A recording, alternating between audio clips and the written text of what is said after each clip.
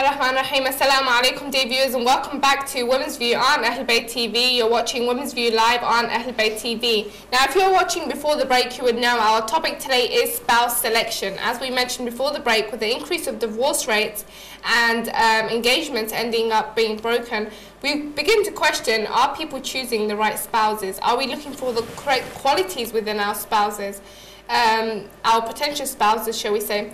Before the break, we received many of your comments and emails and a phone call from a brother as well regarding the participation of a man within a household after marriage. But inshallah now we'll continue this topic on spouse selection. Just to remind you all that this is a live call-in show, so if you would like to call in with your views or opinion, then please do call in with the number on the screen. Alternatively, you can email us at womensview@ahlulbayt.tv. That's womensview@ahlulbayt.tv, or you can post any comments on Facebook or Twitter. Inshallah, I will endeavour to read all the messages out during today's show if I get the chance.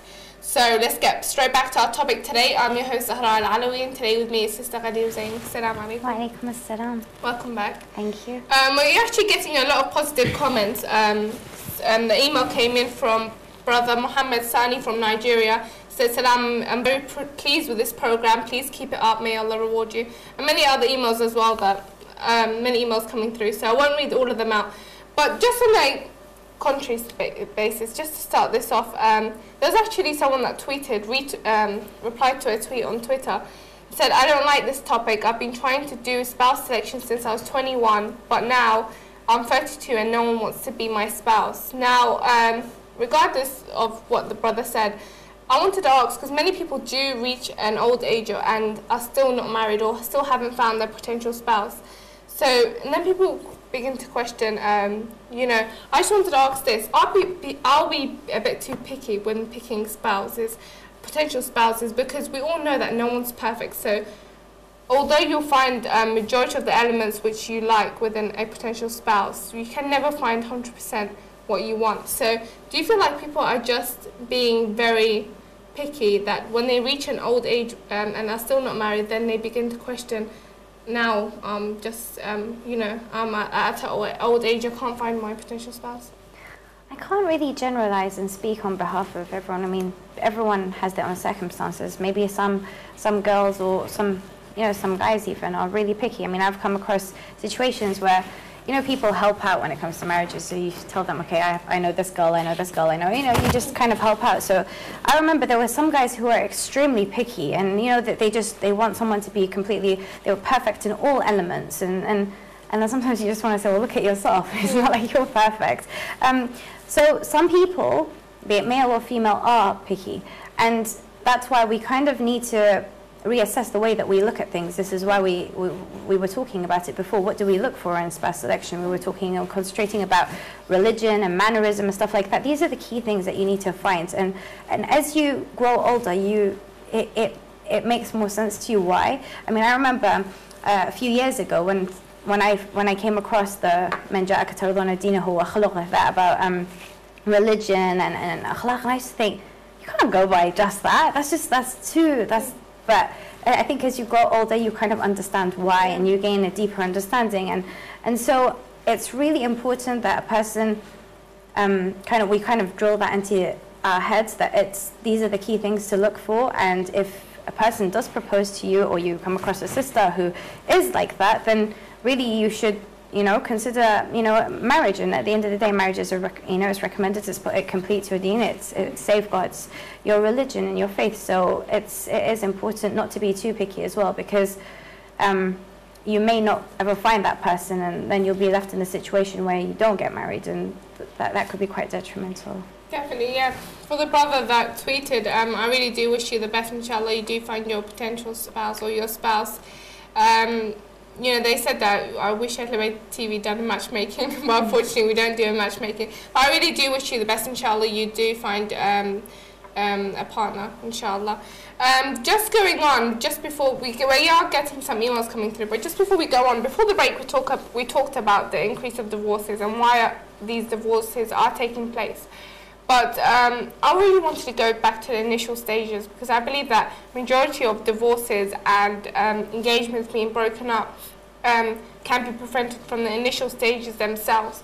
So such divorces and engagements, how can they be prevented from the initial stage before the actual marriage takes place? I mentioned it before when answering a question, and I'm going to repeat it again. It's really important before even approaching someone, or before, you know, considering to, when you have the idea of marriage in your head, you need to take time out to kind of understand how you work, understand yourself before you go on to then try to find the right person. You need to find out what works for you, what's important to you as a person, what things, we said that what things are fundamental to you, that you want that essential characteristics in the other person. And we're not talking about these unrealistic things where you're going to have formulate a list of 30 things. No, we're talking about these things you can't really do without them. And when you get to know yourself, then you are able to hopefully be able to recognize and identify if the potential spouse has these things or not. And then that helps kind of stop things from, you know, from a person, like, it helps in the sustenance of a marriage, and it helps you identify if somebody is suitable for you or not. That's one thing. Can we come back to just a break, because there's a caller waiting on the line. We'll come back to those points just in a moment. We'll just take that call and come back. Assalamu alaikum. Wa alaikum assalam wa rahmatullah, Sister Zahra. How are you? Wa alaikum assalam, brother. I'm good, alhamdulillah. How are you? I'm fine, thank you. My regards to your guest, Sister Ghadeer. Go ahead, brother. Hello? Hello, go ahead. We can hear you. Just go ahead. Okay. First of all, I have two things. Okay. May you please kindly tell me how I'm going to get your program with Shiro, the complete package of the program? Okay. And with Shiro. Yes.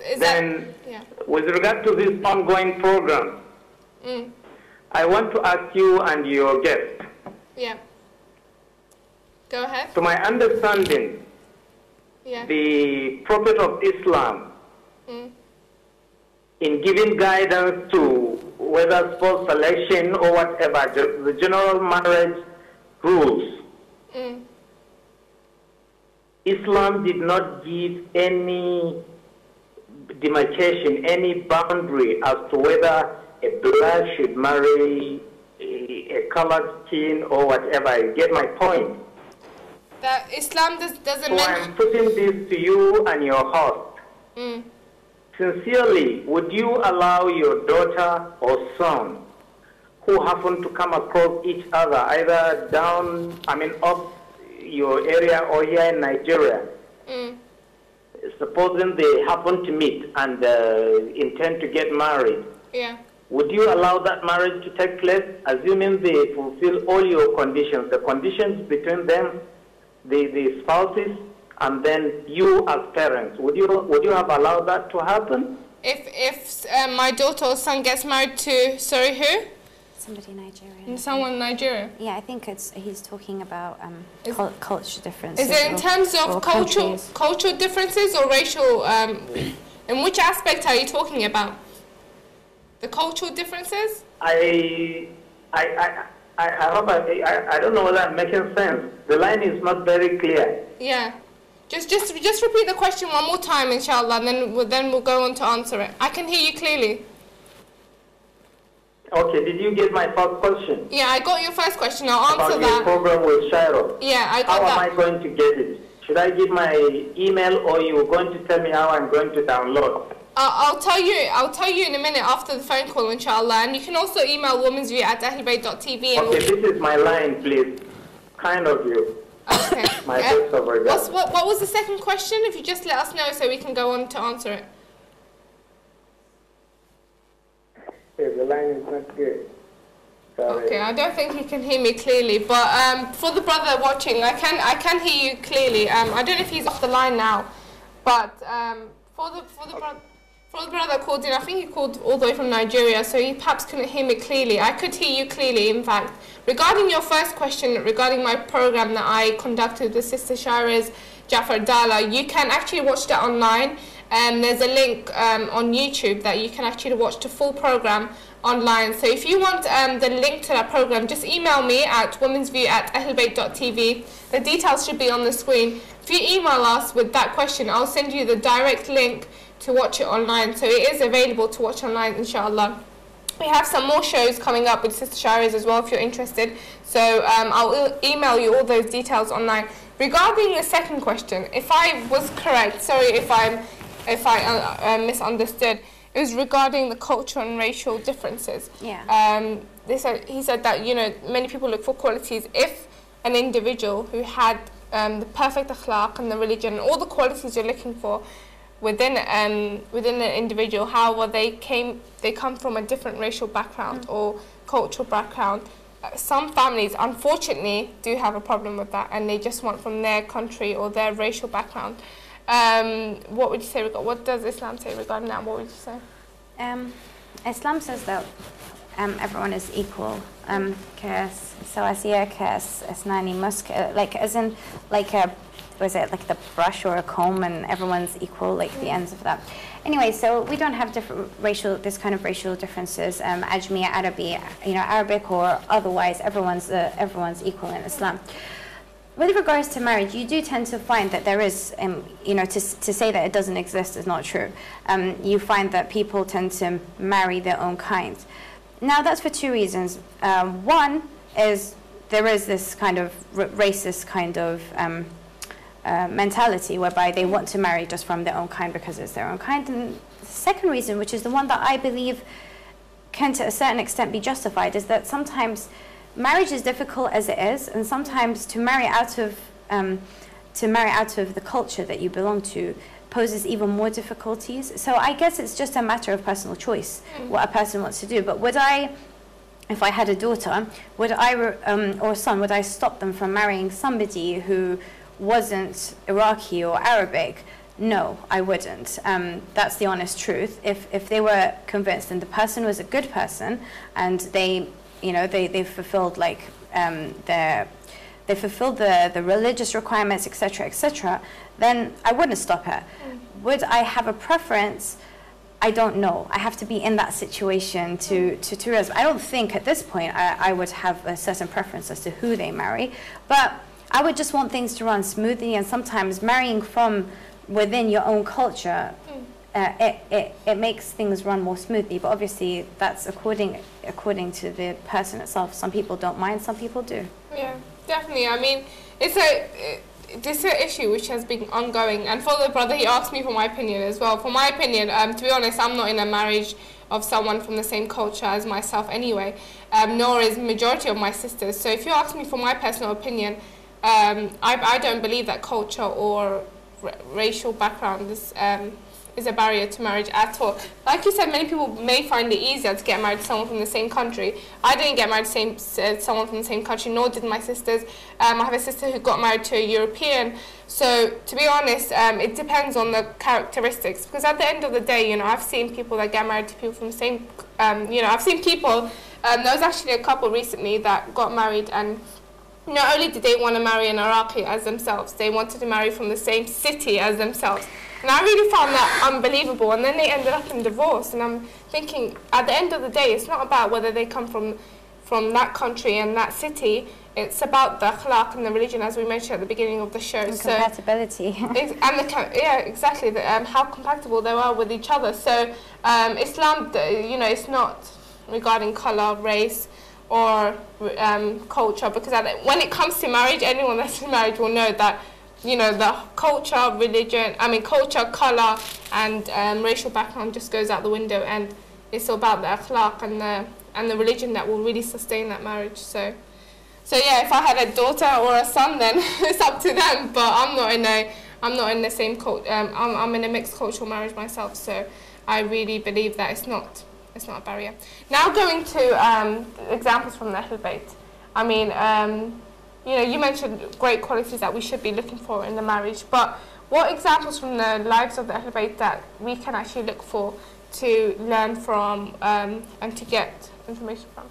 Can I just take you back a step? Because we were actually answering the question. Oh, sorry, I forgot about it. I just thought that, because I just didn't want to miss some points I thought that were quite important. Sorry. It's okay. And how to deal with things on an initial basis to stop these problems from happening. So I said initially that the person needs to get to know themselves and to and figure out what it is that they want. Second of all, I think that people really do need to do their homework and need to do their research about the person that is that they plan to marry. A lot of the times, people, they just kind of jump into things. They don't ask about a person properly. I mean, as well as getting to know a person on a personal level, you need to ask other people about them. You need to find out who their friends are. You need to find out the kind of lifestyle, the environment that they live in. And to clear up any kind of ambiguities from the beginning, at the initial stages, don't turn a blind eye to things just because you want to get married, okay, in the hope that this thing that you have a question mark on will just disappear, because it most probably will not disappear. It will surface at a later stage. And if you could clear it up at that point, or otherwise, even if you aren't able to get past it, if it's at the initial stages, it won't be as difficult.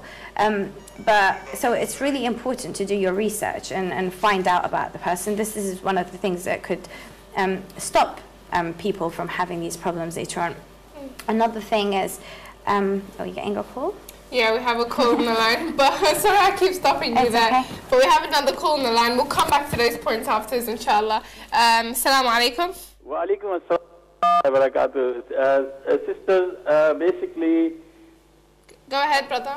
Yes, just 5 or 10 minutes back, there was this comment about, the Western people sort of saying that how can you get married without having to know each other? Yeah.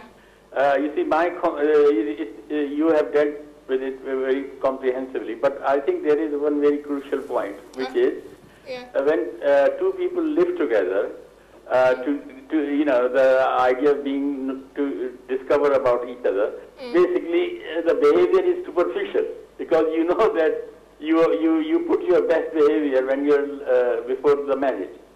But as soon as you get married, then the swords are out, you see. So basically what I'm saying is this is a misnomer to say that it is just, they pretend as if how can you get married, it's sort of so, without knowing each other. So what my comment is, it's totally nonsensical approach to say that you to know each other, because, you are not in reality, your behavior is superficial. You want to be, you want to be your best. Definitely. Before the marriage. But as soon as the marriage takes place, the reality comes in. So as sister, was saying that obviously you get married and then, you sort of basically respect each other and you discover about each other. And in a nutshell, you follow the Islamic way, and that is the best way. So that's all I wanted to say. Definitely. Thank you very much, brother, for calling in. Thank you very much. Thank you. That's very true. People act different. If you come across a situation before marriage and you come across the same situation in the marriage, people react differently because it's different how people react. Do you have any points to add on, or do you want to? No, that's fine. Thank you very much, brother, for calling in. Just go back to the points that you were mentioning. Yeah, so another point that I thought was quite important is the mentality people have when they're actually approaching marriage. A lot of people, they tend to they go into, or they approach marriage with the mentality, it's okay, if it doesn't work out, I can always get a divorce. And that's really wrong. You can't go in, you have to understand that marriage is a lifelong commitment. You cannot go in thinking, it's not trial and error, okay, if it works, it works, if it doesn't, let me just test the waters, see how it goes. You can't do that, that's really wrong. And this is one of the problems that we face. Another one is that I think, in order to avoid problems at a later stage, I believe in the approach that you should kind of lay your cards on the table and just say, you know what, this is what I have to offer, and these are what my expectations are, honestly speaking and realistically speaking, like no wishful thinking of what I can be or what I could do for you, but on a realistic basis, what can a person offer and what do they truly expect from the other person? And just to say it and find out. And if it works out, it works out. If it doesn't, then just walk away. At that point, it's much better to do that than to take take it further and you know, and have all that heartache and everything else that comes with it at a later stage. So this is just some of the things I thought were important. I think those are very important points that you mentioned, to be honest. It really is, because some people are entering marriages thinking if it doesn't, you know, if we're not compatible, then that's it, we'll just end it. And I think that divorce should never be on anyone's dictionary that, you know, you should go into a marriage thinking this is going to last forever, or I want this to last forever.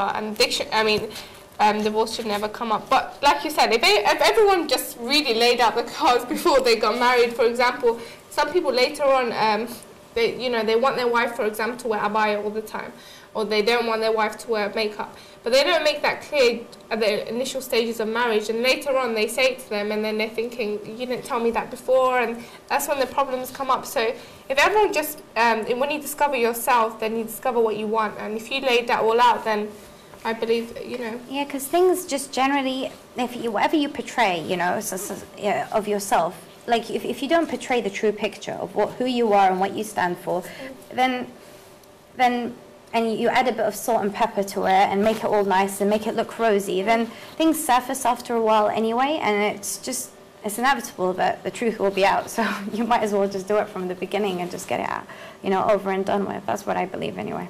There are a lot of people that disagree with this opinion and think that you shouldn't be as honest, and you should kind of keep certain things to yourself, but I'm not with that. Yeah, no, I believe in that point as well. We're getting some emails coming through. Some of them are quite long as well. We have 5 minutes off before we go off to break. Shall I read some emails out? Yeah, go ahead. Salam alaikum. Many thanks for this show, and I hope Allah will guide us to the right path. Special salam to Sister Ghadeer, and hope you're well. One comment that I think I should raise here is that we shouldn't stick to what our parents and grandparents have been taught. We live in a different period, in a different region and culture. I'm not saying that what we have been... I'm not saying that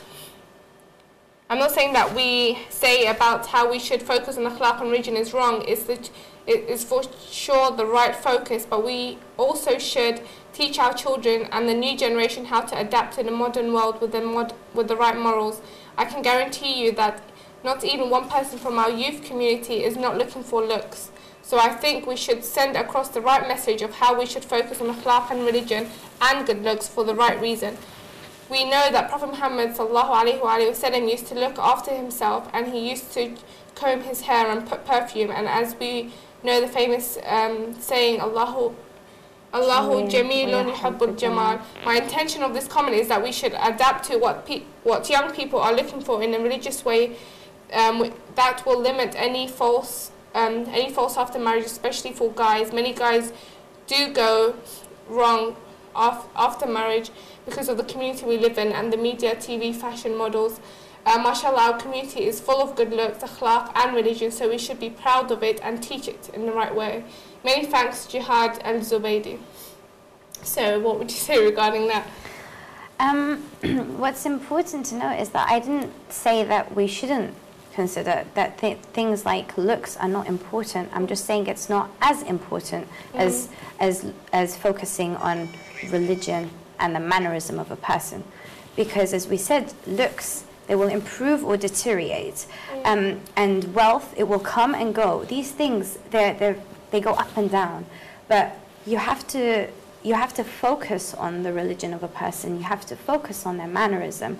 And of course, you have to obviously be attracted to a person. I'm not telling you to marry someone you're not attracted to. No, you should, obviously there has to be some form of attraction, but it shouldn't be the main focus. When people, I mean, I'm gonna say guys because generally girls don't go up to their parents and say, can you find me a guy? It's usually the guy that does that. When the guy asks his mother to find him a girl, his main focus, I mean, he can say what he finds attractive and what he wants in a woman, but he should also be, you don't tend to find them focusing on her being religious and her mannerism being nice. It's just like, oh, I want her to be tall or short or white or no, tan skin or whatever it is that a person wants. But we need to know where to focus, where we should focus, what's more important. And obviously these things are important as well, but not as important as the main things like religion and mannerism. Definitely, yes. Actually, we have a hadith that says that you should also within your within your criteria is choose someone that you're attracted to, but that's not the main priority. You know, people that base their marriage on looks or the person's looks will find that once they get married, they're just, you know, you see that person every day, it goes out the window, and you just, their akhlaq and their religion is really what hits ground. But no, definitely, I mean, it's not that we don't agree that looks shouldn't be something you look for, but it definitely shouldn't be the main priority. And that's why you said at the beginning that people are putting looks as the main priority, which is why many marriages are ending up in divorce, because they don't look for religion and akhlaq as their first thing. But definitely true. We're going off for a break now, inshallah. We'll come back after the break and we'll speak more about this topic. For the audience watching at home, we are going off for a short break. Please do join us for the last 25 minutes of today's show. So if you have any comments or questions or anything you would like to say, then please do call in or send us an email. Inshallah, we'll read them all out after the break. So join us in a few minutes where we'll continue our topic on spouse selection. Assalamu alaikum wa rahmatullahi wa barakatuh.